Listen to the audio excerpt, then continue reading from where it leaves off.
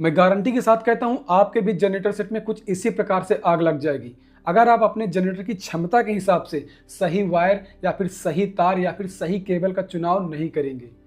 आपके स्टेबलाइजर, आपके power board या फिर आपका जो पावर डिस्ट्रीब्यूटर होता है वहाँ से लगा करके आपके जनरेटर के बीच में जो वायर लगी होती है, जो तार लगी होती है, अगर वो सही तरह से चुनी नहीं गई है, जनरेटर की क्षमता के हिसाब से नहीं चुनी गई है, तो आपके बहुत सारे नुकसान हो सकते हैं, लाखों का नुकसान हो सकता है। सबसे पहली प्रॉब्लम आपको यह देखने को मिलती है, जनरेटर आप किसी भी काम में यूज कर रहे हो, चाहे आपका डीजे के काम में लगा हो या आपका किसी दुकान में लगा हो या हॉस्पिटल में लगा हो या स्कूल में लगा हो, कहीं भी लगा हो, अगर आपने पतली वायर यूज किया है तो सबसे पहली समस्या आपको देखने को मिलती है वोल्टेज ड्रॉप की। आपका जनरेटर सेट कितना भी अच्छा हो, आपने उसकी स्पीड मेंटेन करके रखी है, फ्रिक्वेंसी मेंटेन करके रखी है, अगर आप उसमें पतली वायर यूज करके रखेंगे तो आप जाके मेन आउटपुट में जब भी वोल्टेज चेक करेंगे मल्टीमीटर से या फिर वोल्ट मीटर से, तो आपको बिल्कुल परफेक्ट वोल्टेज देखने को मिलेगा। लेकिन जैसे ही आप लोड रखेंगे 10% से ज़्यादा वोल्टेज ड्रॉप हो जाएगा। ऐसा प्रॉब्लम बहुत सारे लोगों के साथ होता है। भाई कमेंट करके बताइए किसको किसको ऐसी प्रॉब्लम होती है। अगर आपको भी ऐसी प्रॉब्लम होती है तो ये समझ लो आपने सही तरीके से अपने जनरेटर की क्षमता के हिसाब से सही वायर का चुनाव नहीं किया है। जब आपका जनरेटर थोड़ी देर तक चलता है, घंटे 2 घंटे चलता है, तो कोई दिक्कत नहीं होती, लेकिन थोड़ा सा टाइम जब और बढ़ता है या फिर थोड़ा से लोड और बढ़ा दिया गया, तब क्या होता है, वायर आपकी धीरे धीरे गर्म होने लगती है और एक टाइम ऐसा आता है कि उसका जो प्लास्टिक होता है वायर का वो एकदम पिघल जाता है, जिससे न्यूट्रल और फेस या फिर अगर आप 3 फेस यूज कर रहे हैं तो तीनों फेस के जो वायर होते हैं आपस में मेल्ट हो जाते हैं। और जब वो मेल्ट हो जाएंगे तो पूरी केबल यहाँ से वहाँ तक पूरी जल के राख हो जाती है। अब भाई जहाँ आपका पावर बोर्ड है या स्टेबलाइजर है वहाँ तक तो आपका जो MCB लगा होता है, MMCB लगा होता है, वो तो लगे नहीं होते, तो भाई वहाँ पर क्या होता है, सीधा वायर मेल्ट होकर के आपस में टच हो जाती हैं और ऐसे में क्या होता है, पूरी केबल जल जाती है। और जब ये आपस में टच होंगी तो आपके जनरेटर के अंदर जो AVR सर्किट लगा है वो पूरा जल के खराब हो जाएगा, या आपका जो बूस्टर जनरेटर सेट है तो उसके अंदर जो ट्रांसफार्मर होता है उसके अंदर आग लग जाएगी।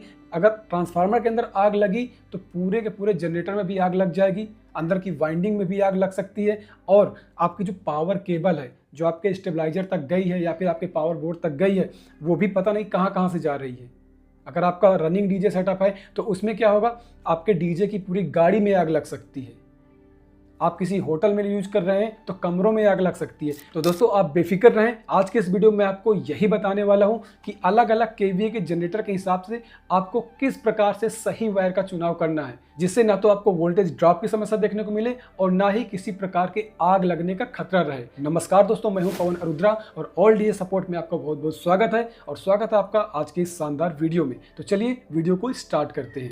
अब यहाँ पर आप पीछे देखिए, यहाँ पर आपको एक पूरा चार्ट देखने को मिलता है जिसमें 3 KVA से लगा करके यहाँ पर 125 KVA तक के जो जनरेटर हैं जो कि अधिकतर यूज में लिए जाते हैं, उन सभी का मैंने एक चार्ट बना के रखा है, जिसमें आपको सिंगल फेज जनरेटर और यहाँ पर आपको 3 फेज जनरेटर, इन सभी के लिए सही वायर किस प्रकार से चुनना है वो सारा कुछ यहाँ पर मैंने सेफ्टी मार्जिन के साथ कैलकुलेट करके रखा हुआ है, ताकि आप अगर कैलकुलेशन नहीं कर पाते हैं तब भी आप आसानी से अपने जनरेटर के हिसाब से सही वायर का चुनाव कर पाएं। इस पूरे चार्ट को समझाने के बाद मैं आपको ये भी समझाने वाला हूँ कि आप खुद से कैसे कैलकुलेशन करेंगे फार्मूला की मदद से। जैसे कि आपका जनरेटर सेट 125 KVA से भी बड़ा आप यूज करते हैं तो उसके लिए सही वायर का चुनाव कैसे करना है वो आपको मैं फार्मूला वाला भी आपको पूरा प्रोसेस बाद में बताने वाला हूँ। वीडियो मात्र थोड़ा से लंबा होगा, लेकिन इस चीज से रिलेटेड, जनरेटर के लिए सही वायर से रिलेटेड आपके पास कोई भी डाउट नहीं बचेगा।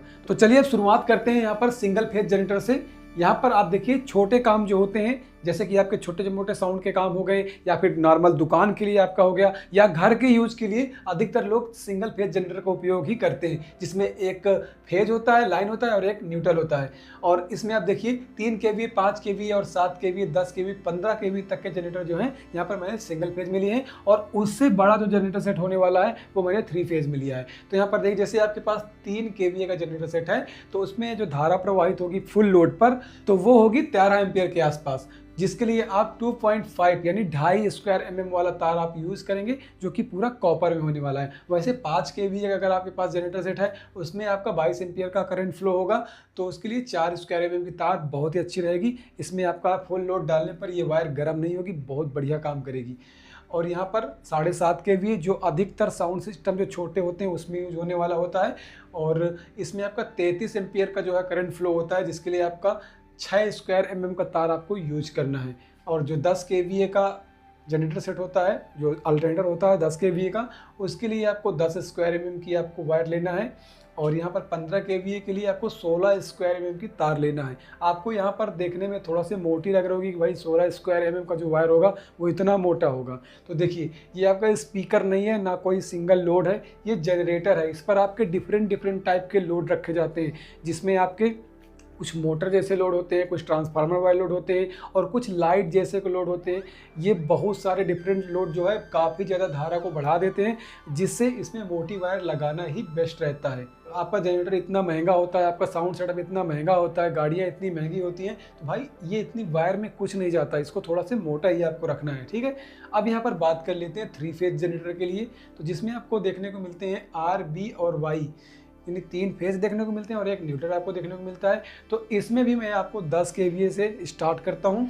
तो यहाँ पर अगर आपके पास 10 kVA का 3 फेज जनरेटर सेट है, तो आपको उसमें जितने भी वायर यूज करनी है, यानी R, B, Y, यानी कि यहाँ पर ये येलो है, मेरे पास येलो स्केच नहीं था तो मैंने ग्रीन दे दिया है, यानी आपका लाल वाला तार और नीला वाला तार, जो पीला वाला तार है और जो काला वाला है, वो चारों तारें जो हैं आपकी 2.5 स्क्वायर mm की होनी चाहिए, ठीक। यहाँ पर क्योंकि हर एक तार में 14 एम्पियर का जो है जो करंट होगा वो फ्लो होगा, तो आपको क्या करना है, 2.5 स्क्वायर mm का तार यूज करना है 10 kVA के जनरेटर सेट के लिए। और अगर आपके पास 15 kVA का जनरेटर सेट है, उसमें आपको 4 mm का तार यूज करना है सभी फेज के लिए, ठीक है। और यहाँ पर 20 kVA के जनरेटर सेट के लिए हमेशा आपको 6 स्क्वायर mm, वैसे आपका 25 kVA का जनरेटर सेट है उसमें आपको 10 स्क्वायर mm, और 30 kVA वाले में आपको 10 स्क्वायर mm भी आप यूज कर सकते हैं। और अगर आप अच्छी सेफ्टी चाहते हैं तो उसके लिए आप 16 स्क्वायर mm का तार आप यूज़ करें।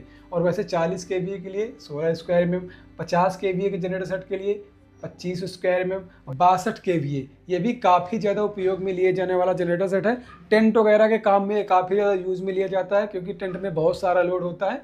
तो यहाँ पर आप देखिए इसका जो एम्पियर फ्लो है, यानी सभी जो इसके फेज है आपका R, B, Y, सभी में आपको 87 यानी 87 एम्पियर के आसपास का करंट फ्लो होता है, जिसके लिए आप इसमें 25 स्क्वायर mm की केबल यूज कर सकते हैं अगर आप इसे नॉर्मल लोड में चलाते हैं। अगर आप इसे फुल लोड में चलाते हैं तो इसमें अच्छा सेफ्टी मार्जिन देने के लिए आपको 35 स्क्वायर mm का केबल यूज करना है, ठीक है। और 75 kVA का जनरेटर सेट में आपको 35 यानी 35 स्क्वायर mm का केबल यूज़ करना है। और 82 kVA में आपको 35 स्क्वायर mm से लगा के 50 स्क्वायर mm तक की जो है लोड के हिसाब से आपको केबल यूज करना है।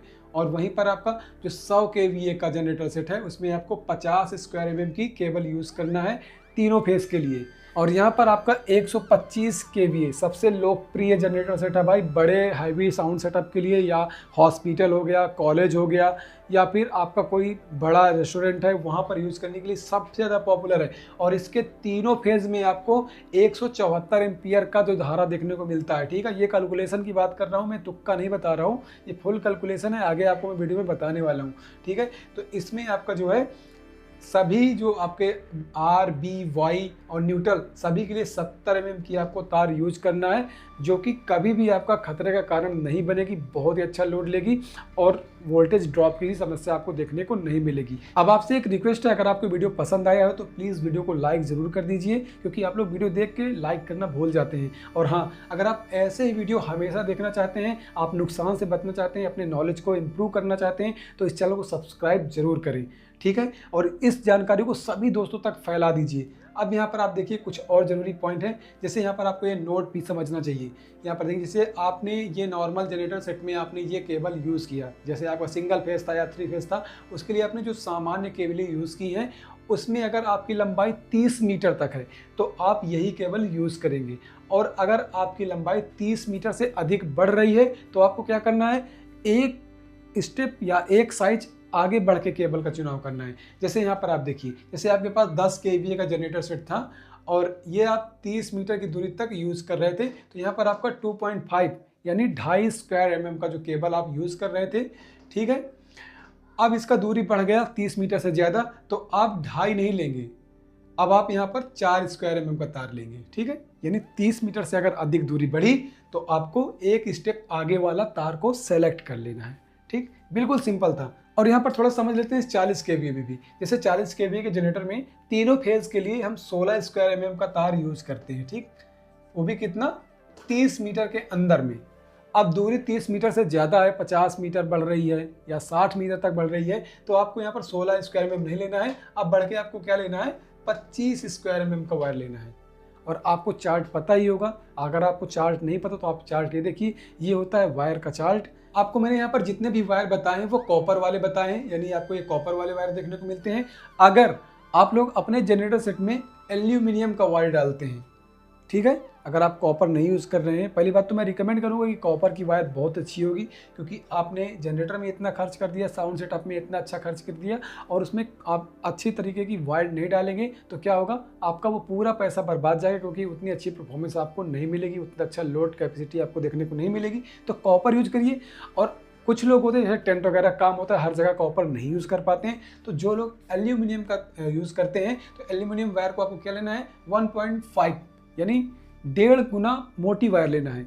सेम वही चीज़ आपको करनी है, जैसे आप कॉपर में 10 mm का यूज़ कर रहे हैं, तो सेम उतने ही लोड के लिए, वही जनरेटर के लिए अगर आप एल्यूमिनियम यूज़ कर रहे हैं तो वहाँ पर आप बढ़ के आ जाएंगे, यहाँ पर 16 स्क्वायर mm ले लेंगे या फिर आप 25 स्क्वायर mm ले लेंगे, ठीक है, लोड के हिसाब से। मेरे हिसाब से अगर एल्यूमिनियम यूज़ कर रहे हैं तो आप 25 ले लीजिए, क्योंकि 10 का 1.5 गुना कितना होगा जाके, 25 स्क्वायर mm। चलिए दोस्तों, अब हम सीखते हैं कि कैलकुलेशन करके कैसे हम खुद से निकाल सकते हैं कि अपने जनरेटर सेटअप में हम कितने स्क्वायर mm का वायर लगाएं उसकी क्षमता के अनुसार। तो यहाँ पर आप देखिए, यहाँ पर सिंगल फेज के लिए और यहाँ पर 3 फेज के लिए दोनों कैलकुलेशन मैंने यहाँ पर दिया है, जिसके लिए आप यहाँ पर देखिए, सिंगल फेज का जो फार्मूला है वो है I बराबर, यानी ये धारा बराबर पावर बटे वोल्टेज। अब यहाँ पर हम एग्जांपल लेंगे 15 kVA के जनरेटर सेट का। तो यहाँ पर स्टेप 1 में हम देखेंगे, सेम हम हल करते हैं इसको। I, यहाँ पर हमने I उतार लिया, और यहाँ पर पावर कितनी है, 15 kVA। तो 15 kVA का मतलब हुआ 15,000 VA, ठीक है। के का मतलब 1000 होता है, ये वाले के का मतलब। तो यहाँ पर 15, ये 15 और ये के का मतलब 1000 VA, ये रख लिया। और उसके बाद यहाँ पर बटे में हम वोल्टेज लिखेंगे। सिंगल फेज जनरेटर कितना वोल्टेज देता है, 230 वोल्ट, तो यहाँ पर बटे में 230 लिख लेंगे। अब इसको हम क्या करेंगे, कट करेंगे, इसका इससे हम भाग देंगे, तो कितना आएगा, 65.2 एम्पियर। इस कैलकुलेशन को हम आपको फ़ोन में करके दिखा देते हैं। इसका हमने कैलकुलेटर ओपन कर लिया, और यहाँ पर हम कितना डालेंगे, यहाँ पर 15,000, यानी जैसा कि आप वहाँ पर देख रहे हैं कैलकुलेशन में हमने बताया ना, ये देखिए 15, और इसके बाद भाग करना है कितने, 230 वोल्ट से। 230 बराबर करेंगे, ये देखिए 65.2। सेम वही चीज़ यहाँ पर आपको देखने को मिली है, 65.2। तो आसानी से आप फ़ोन से इसे कर सकते हैं अगर आपको ज़्यादा मैथ नहीं आती है। और उसके बाद स्टेप 2 में चलते हैं। अब हम वायर साइज़ का सिलेक्शन करेंगे। तो इसके लिए हम यहाँ पर जो हमारा एम्पियर निकल के आया था, सबसे पहले उस एम्पियर को हम लेंगे। तो यहाँ पर 65.2 है, तो हम क्या करेंगे, 65 को ही ले लेते हैं, 0.2 को हम छोड़ देते हैं, छोटी मोटी वैल्यू कैलकुलेट नहीं करते हैं। तो 65 यहाँ पर हमने रख लिया, और यहाँ पर बटे में हम क्या रखेंगे, बटे में ये रखेंगे, यहाँ पर एक पॉइंट ध्यान में रखना है आपको, 1 स्क्वायर mm की वायर 4 या 5 एम्पियर का लोड बहुत अच्छे से मैनेज कर सकती है। बिना गर्म हुए 24 घंटे आप इसे यूज कर सकते हैं। ये बिल्कुल एक्स्ट्रा सेफ वायर होती है। अगर आप एक स्क्वायर mm की वायर को आप 4 से 5 एम्पियर में यूज़ करते हैं, तो इस तरह से अगर आप यूज करेंगे तो इसका आप 24 घंटा उपयोग करेंगे तब भी दिक्कत नहीं होगी। और इस तरह से चलाने पर आपका जो वायर है वो लगभग 25 से 30 साल तक अच्छे से चलता रहेगा। कॉपर की क्वालिटी बहुत अच्छी रहेगी, क्योंकि जब उस पर एम्पियर कम रन होगा तो आपकी तार गर्म कम होगी। जब आपकी तार गर्म कम होगी तो क्या होगा, कॉपर की जो गुणवत्ता है वो बनी रहेगी। और साथ में आपकी जो केबल के ऊपर, आपके कॉपर के ऊपर जो प्लास्टिक लगा होता है, जो इंसुलेशन लगा होता है, वो भी गर्म अगर होगा तो ख़राब हो जाता है। अगर आप इसमें कम एम्पियर रन करेंगे तो कॉपर नहीं गर्म होगा, तो आपका जो प्लास्टिक है, जो इंसुलेशन है, वो भी कम गर्म होगा, तो उसकी भी लाइफ काफ़ी ज़्यादा हो जाएगी। तो अच्छे तरीके से आपका ये जो है बहुत ही अच्छा लोड होता है। आप हमेशा जहाँ भी आपका लंबे समय तक अपने सेटअप को चलाना हो, लंबे समय तक के लिए आपको वायरिंग करना हो, तो उस पर आपको यही पॉइंट ध्यान में रखना है। ये बहुत ही अच्छा स्टैंडर्ड है, ये लैब में एक्सपेरिमेंट किया गया है, प्लस इसके अंदर सेफ्टी मार्जिन बहुत अच्छी दी गई है। सेफ्टी मार्जिन अगर अच्छी होती है तो आप हमेशा अपनी वायर को बहुत लंबे टाइम तक यूज़ कर पाएंगे। ठीक है, तो यहाँ पर हम मान लेते हैं कि जो हमारा टोटल एम्पियर था जो निकल के आया 15 kVA के जनरेटर में, तो यहाँ पर 65 एम्पियर था। और उसके बाद 1 स्क्वायर mm का जो वायर है वो यहाँ पर मान लेते हैं कि 5 एम्पियर का लोड बर्दाश्त करती है, तो यहाँ पर हम इसके बटे में 5 कर लेते हैं। ठीक, यानी हम हमेशा से यही ध्यान में रखेंगे, जो कुल एम्पियर है उसके बटे में हम 1 mm वायर का जो एम्पियर है वो रख देंगे। यहाँ से हम 5 या 4 को रखेंगे, तो यहाँ पर हम 5 को ही ले लेते हैं। ठीक, तो 5 रख दिया। अब इसका जब हम भाग करेंगे सेम वैसे ही फ़ोन से 65 भागे 5, तो बराबर यहाँ पर आपको 13 स्क्वायर mm का वायर आएगा। तो इसको भी मैं थोड़ा सा आपको इसमें कैलकुलेट करके बता देता हूँ। अपने सभी भाइयों की मदद के लिए मुझे ये चीज़ करना पड़ता है, कुछ लोग बेचारे कैलकुलेशन नहीं कर पाते हैं। 65 भागे और यहाँ पर 5, कितना आया 13। ठीक है, तो यहाँ पर आप देखिए यहाँ पर निकल के आया कितना 13 स्क्वायर mm का वायर। अगर आप चार्ट को देखेंगे तो आपको चार्ट में 13 स्क्वायर mm का कोई वायर नहीं दिखता है। ठीक है, आपको दिखता है यहाँ पर 10 स्क्वायर mm का, 10 के बाद आपका डायरेक्ट 16 स्क्वायर mm आता है। तो अगर हम भाई 10 ले रहे हैं तो 10 में क्या होगा, वायर हमारा बहुत छोटा हो जाएगा। ठीक, क्योंकि यहाँ पर एम्पियर इतना निकल के आ रहा है और यहाँ पर 10 स्क्वायर mm लेंगे तो छोटा आएगा। और यहाँ पर अगर हम 16 स्क्वायर mm का वायर लेते हैं तो ये बहुत ही अच्छा रहेगा, बहुत ही ज़्यादा सुरक्षित रहेगा।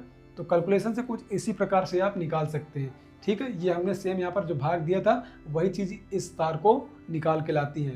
एक्चुअल में निकाल के तो इसको लाई थी, लेकिन ये वाला चार्ट में मिल नहीं रहा है, तो हमेशा आपको जो है एक स्टेप बड़े वायर को ले लेना है। यहाँ पर मैंने आपको जो भी कैलकुलेशन बताया वो सिंगल फेज के लिए था, और यहाँ पर 15 kVA के एक छोटे जनरेटर का कैलकुलेशन था सिंगल फेज में। अगर आपका जनरेटर अलग क्षमता का है, जैसे कि 10 kVA या फिर 20 kVA का, तो जो आपको मैंने यहाँ पर kVA डाला है या फिर आपका ये VA डाला है पावर में, तो आप अपने जनरेटर का डाल देना इसी फार्मूले में, जो भी हो 10 kVA या 20 kVA 25 kVA वो डाल देना। आप ऐसे ही कैलकुलेशन कर देना, आपके जनरेटर के लिए सही वायर जो है निकल के आ जाएगी। चलिए अब देख लेते हैं कि हम 3 फेस वाले जनरेटर का कैलकुलेशन किस प्रकार से करेंगे, उसके लिए सही वायर का चुनाव कैसे करेंगे।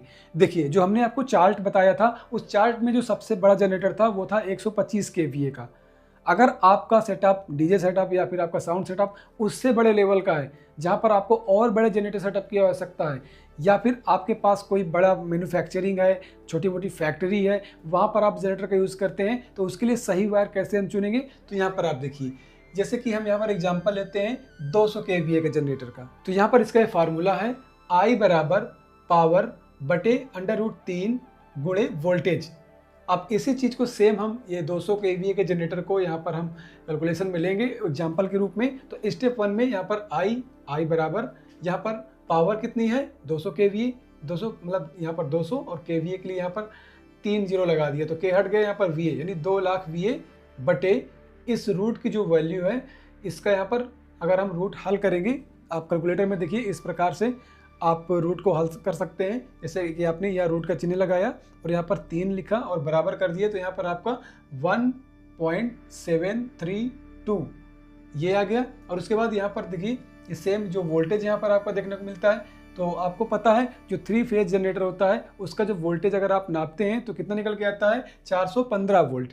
तो यहाँ पर जो वोल्टेज है वो आप लिख देंगे 3 फेज का 415 वोल्ट। अब यहाँ पर हम कैलकुलेट करेंगे अगले स्टेप में। यहाँ पर बढ़कर यहाँ पर देखिए सबसे पहले हम गुणा करेंगे, क्योंकि जो बोर्डमास का नियम होता है वहाँ पर हम कोका भागु जोगा, ठीक है, यानी सबसे पहले हम कोष्टक, उसके बाद गुणा, यानी का जो होता है वो गुणा होता है। तो यहाँ पर सबसे पहले हम गुणा को हल करेंगे तभी ये अच्छे से हल होगा। तो गुणा इसका करेंगे तो यहाँ पर आएगा 718.78, और उसके ये जो पावर है पावर को लिख देंगे। अब इसका हम भाग देंगे इस प्रकार से, इसका हम भाग देंगे तो 278.249 एम्पियर यहाँ पर आपका निकल के आ जाएगा इसकी धारा। अब यहाँ पर आपको जो कैलकुलेशन है थोड़ा सा कठिन लगा होगा, तो आप बेफिक्र रहिए, मैं आपको यही चीज़ फ़ोन में करके दिखाता हूँ ताकि मेरे उन भाइयों को भी आसान हो जाए जो लोग हल्का फुल्का कैलकुलेशन जानते हैं लेकिन ज़्यादा बड़ा कैलकुलेशन नहीं जानते हैं। तो ये देखिए भाई, आते हैं अपने फ़ोन में, यह हमारा कैलकुलेटर है, ये कैलकुलेटर ऑन किया। जो सबसे पहले हमारा जो नीचे वाला कैलकुलेशन था ये कितना 1.732 इंटू 415, ठीक है 415। तो पहले इसको हम कर लेते हैं 1.732 गुणे 415, कितना आया 718.78। सेम वैल्यू यहाँ पर आपको देखने को मिलती है, बटे में इस पार रख लिया हमने। और उसके बाद इसको हम फिर से कर लेते हैं, कितना था ऊपर यहाँ पर 2 लाख, और इस भाग का चिन्ह, भागे कितना वैल्यू आई है यहाँ पर 718.78। तो सेम वही चीज़ 718.78 कितना आ गया, ये देखिए यहाँ पर 278.249, वो देखिए आपका इधर 278.249। इस प्रकार से इसका एम्पियर निकल आया। अब आगे का आपको कैलकुलेशन बताते हैं।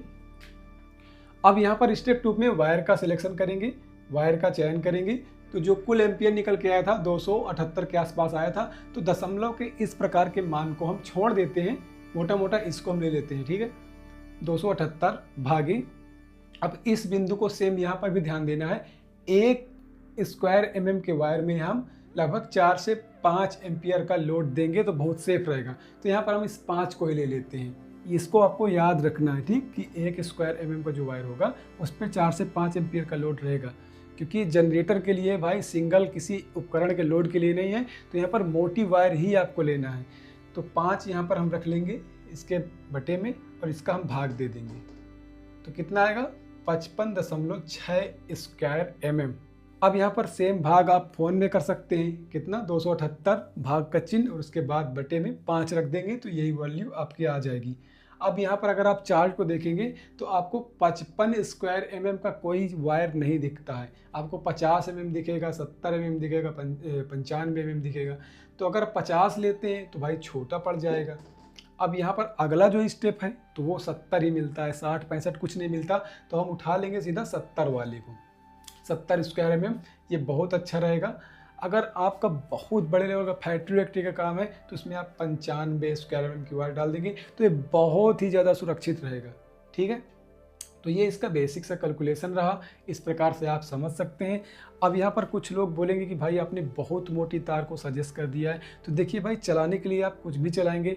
अगर आप 25 kVA के जनरेटर सेटअप में कोई पतली वायर डाल देंगे तो वो भी चलेगी, लेकिन उस पर जैसे ही हैवी लोड आएगा वो जल के ख़राब हो जाएगी। पता नहीं कब आग लग जाए, आपके पास कोई आग बुझाने के यंत्र वहाँ पर मौजूद नहीं होते हैं। इसलिए सबसे अच्छा ऑप्शन होता है आप मोटी वायर यूज करें, ना तार गर्म होगी ना जलने का खतरा रहेगा। तार कितनी महंगी आएगी, आपके डीजे सेटअप से या आपकी गाड़ियों से या आपके होटल या आपके मकान से महंगा थोड़ी नहीं होगा। और हाँ, मोटी तार यूज करने का सबसे बड़ा फ़ायदा मैंने आपको पहले भी बता दिया था कि अगर आप मोटी वायर यूज़ करेंगे तो आप फ्यूचर में अगर आप और भी लोड डालना चाहते हैं तो आप बिना टेंशन के उस पर आप लोड डालते रहेंगे, आपको अलग से तार बदलने की ज़रूरत भी नहीं होगी, और आपकी जो तार की लाइफ है वो बहुत ज़्यादा रहेगी। अगर आप पतली वायर में चलाएंगे, चलाने को तो चला सकता है, दिक्कत नहीं है, गर्म होगा तब भी चलाता रहेगा, लेकिन कुछ टाइम बाद आपकी जो कॉपर है वो पूरी अंदर से काली पड़ जाएगी, ख़राब हो जाएगी, तो आपको फिर से तार बदलना पड़ेगा। ऐसे क्यों बदलने का झाम रहे, एक सही कैलकुलेशन रखो, आपको खुद कैलकुलेशन आता है, खुद कर सकते हैं। अब अच्छे से आप मोटी वायर लगा दो और एकदम से फुर्सत हो जाओ। अगर आपको वीडियो पसंद आया तो वीडियो को लाइक कर दीजिए। अगर चैनल पर आप ऐसे ही ज़रूरी वीडियो देखना चाहते हैं तो प्लीज़ हमें सपोर्ट करिए, इस चैनल को सब्सक्राइब करिए, ताकि आगे जो भी और वीडियो आएँ उनको आप आसानी से देख पाएँ। इस वीडियो को ज़्यादा से ज़्यादा अपने सभी साथियों तक शेयर कर दीजिए ताकि ये सही जानकारी सब तक पहुँच पाए। तो इस वीडियो में इतना ही, तब तक के लिए आप सभी मुस्कुराते रहिए और बजाते रहिए।